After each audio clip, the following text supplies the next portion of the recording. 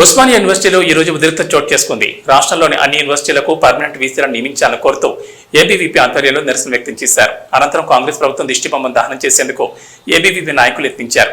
దీంతో వారిని పోలీసులు అడ్డుకున్నారు. అయినప్పటికీ ఏమాత్రం తగ్గకుండా దిష్టిబొమ్మను వారు దహనం చేయడంతో ఉద్రిక్తత నెలకొంది.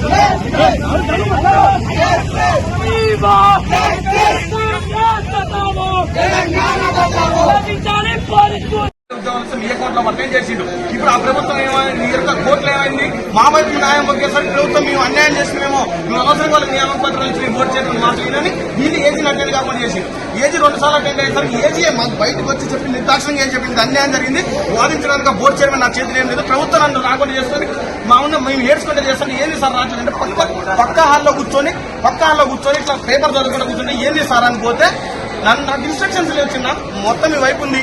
ఆడే ప్రభుత్వాన్ని ఉద్యోగాలు తీసుకుని అలవాడేసిండు. అనవసరంగా రేవంత్ రెడ్డి సార్తో పోయి ఉద్యోగాలు నియామక పత్రాలు ఇప్పించిండు. కేసు ఇప్పుడు మీ వైపు ఉంది. బోర్డు చైర్మన్ చేతులు ఎత్తేసిండు. ఇప్పుడు నియామక పత్రాలు ఇస్తే వాళ్ళని గుండెకు రావాలి.